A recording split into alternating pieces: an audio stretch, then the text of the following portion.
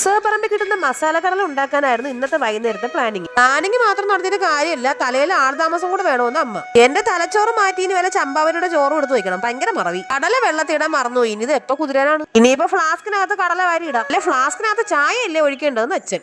ഫ്ലാസ്കിന്റെ കുഴിയിലേക്ക് വീണ കടലകൾ ഇതേ കുട്ടേട്ടാന്ന് നിലവിളിച്ചോണ്ട് വായും പൊളിച്ചോണ്ട് നടക്കുന്നു. തൽക്കാലം ലൂസ് അടിക്കാൻ സമയമല്ല, കുറച്ച് തിളച്ച വെള്ളം ഒഴിച്ചു കൊടുക്കാം. കണ്ടവന്റെ പറമ്പിൽ പോയി പച്ചക്കറി എടുക്കാതെ അവനവന്റെ വീട്ടിലുള്ള പച്ചക്കറി മാത്രം എടുത്ത് നിർത്തി വെക്കാം. മസാല കടലയിലെ പ്രധാന ഐറ്റമാണ് മാങ്ങ തൊലി ചെത്താൻ വേണ്ടി എടുത്തപ്പോഴേ അമ്മ പറഞ്ഞു മൊത്തം കൊണ്ട് തിന്നു തീർക്കരുത്, ആപ്പാട് ഓർമ്മേ ഉള്ളൂ. ഇത് കേട്ടപ്പോഴേ എന്റെ മനസ്സിനൊരു എന്തിനാലിറ്റി, എന്നാ പിന്നെ കഴിച്ചുകളെ. മാങ്ങ എന്നൊക്കെ പറഞ്ഞത് വേണ്ട ഇതാണ്, പുളിയും ഇല്ല മധുരവും ഇല്ല, വെള്ളരിക്ക് പോലെ ഇരിക്കുന്നു. അവളെ ഞാനും തമ്മിൽ പണ്ടേ ശത്രുവായോണ്ട് ആ കാര്യത്തിൽ പിന്നെ അമ്മയ്ക്ക് പേടിക്കണ്ട. പച്ചക്കറികളെല്ലാം കൂടെ നിരത്തി വെച്ച് വട്ടത്തിൽ കൈയും കറക്കി ജീം ഭൂ ഭാ അരിഞ്ഞു വരട്ടെ. എവിടെന്ന് ഞാൻ തന്നെ അരിയണം. ഒരു മായാവയെ കളഞ്ഞിട്ടിരുന്നെങ്കിൽ മാന്ത്രികവാടിയും പിടിച്ചു വെച്ചിട്ട് ഈ വീട്ടിലെ ജോലി മൊത്തം ചെയ്യിപ്പിക്കായിരുന്നു. ഈ ഫ്ലാസ്കിനകത്ത് കിടന്ന് മുങ്ങിച്ചാവാറായ കടല എടുത്ത് പുഴുങ്ങിയെടുക്കാം. ഇരുന്നും കിടന്നും നിന്നും എല്ലാം കടല 1.5 മണിക്കൂർ വേവിച്ചിട്ടും അത് വെന്തില്ല. അമ്മ ഒരു മാസത്തേക്ക് കൊണ്ടുവച്ചിരുന്ന വിറവെല്ലാം ഞാൻ 1.5 മണിക്കൂർ കൊണ്ട് കത്തിച്ചു തീർത്തു. ഈ വീട്ടിലെ വിറകും അടുത്ത വീട്ടിലെ വിറകും തീർന്നാലും ഈ കടല വേഗമൊന്നും എനിക്ക് തോന്നുന്നില്ല. സൂര്യണ്ണ വീട്ടിൽ പോയി കിടന്നിറങ്ങിയിട്ട് ചന്ദ്രണ്ണനും വന്നു, എന്നിട്ട് എന്റെ കടല വെന്തില്ല. ആ വെന്ത് അങ്ങനെ 2 മണിക്കൂറിന് ശേഷം കടല വെന്ത് കിട്ടിയിട്ടുണ്ട്. കടലക്കകത്തേക്ക് ഇനി അരിഞ്ഞു വെച്ച പച്ചക്കറിയും കുറച്ച് മിച്ചറും ഇടാം. മാഗി മസാലയും നാരങ്ങ നീരും ഉപ്പും കൂടി ഇട്ടിട്ട് നന്നായിട്ട് മിക്സ് ചെയ്യാം. ഇച്ചിരി മല്ലിയില കൂടെ ഉണ്ടായിരുന്നെങ്കിൽ സാധനം റിച്ച് ആയേനെ, റിച്ച്. ഇനി എല്ലാം കൂടെ നന്നായിട്ട് അങ്ങോട്ട് മിക്സ് ചെയ്തിട്ട്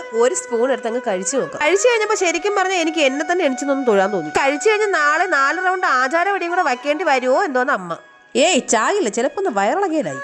ഉറക്കം വന്ന് കോട്ടുമായിട്ടിരിക്കണ കൊച്ചിന്റെ വായിൽ കടല കുത്തി കയറ്റിട്ട് കൊള്ളാമെന്ന് വെച്ചാൽ അതെന്ന് പറയാനാണ്. അപ്പൊ നമ്മുടെ ചാനൽ എല്ലാവരും സബ്സ്ക്രൈബ് ചെയ്യാൻ സഹായിക്കണേ. ടാറ്റാ.